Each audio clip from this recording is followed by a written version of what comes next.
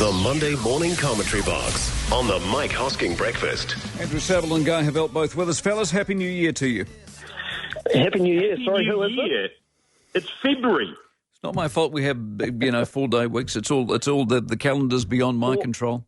4-day weeks and 14-week holidays.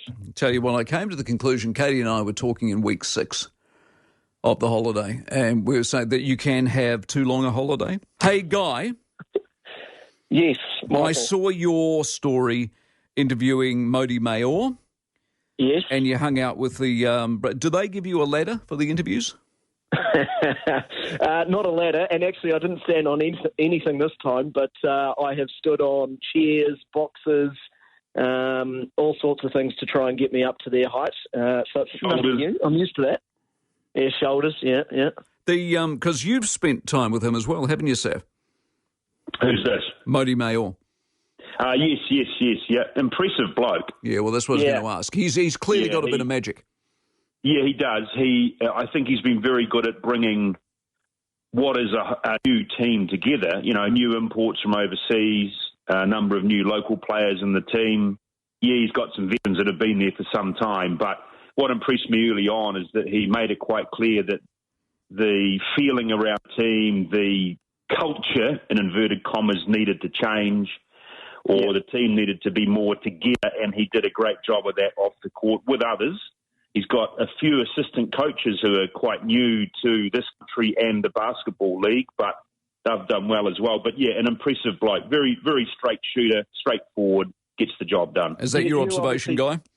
Yeah, I was about to say, you obviously know what it's like in this industry where you interview a lot of people and some of them are quite, just roll out the same lines every time. He is a very unique, very interesting character. I think he seems to get the best out of that team.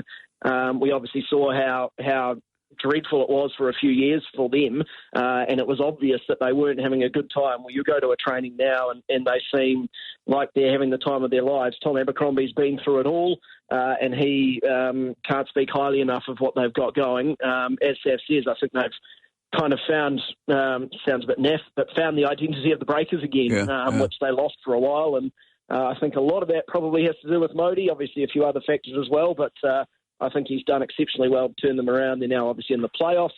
I believe they'll play Cairns or South East Melbourne in the semi-finals. They've got to work that out, yep. That'll be. I think they'll probably make the finals, the grand finals. Well, every time they've made the home semi, they've won. Sorry, Mike, you talk to him too. You know straight away he's a smart bloke. He's got a wicked sense of humour. Very, very quick, like us. I was going to say you'd be right at home with that, wouldn't you, sir? You'd get on really well with him, Mike. Yeah, exactly. Environment's everything. If you create a winning environment, you talk about the culture, you create a winning environment, winning's easy. That's bloody hard to do. In a lot of basketball teams. Well, if it was easy, everyone would do it. Yeah, because you're bringing in different players pretty much every season from all parts of the state or the world or wherever, but the guys they've got, obviously, the imports have put the team first ahead of themselves, and they've combined it to what is a very good team. Yeah. Sorry, carry on, Guy. Sorry, just one last thing on them. I feel like they've gone a little bit away from hunting the next big thing. I know they've got Ryan Rupier, but at the moment, it seemed for a while there that all they wanted was to find the next player who was going to break into the NBA. Rupier will probably do that at some stage, but they're not so hung up on that at the moment. No. And I feel like they were for a couple of seasons, I think, to their detriment. I saw Sean Marks there the other day. I mean, they had a whole lot of scouts out here. Can he afford to leave his side in the middle of a season? I don't think he went to Australia for a day or two and then came to NZ for a couple of days. I don't think he was away for very long.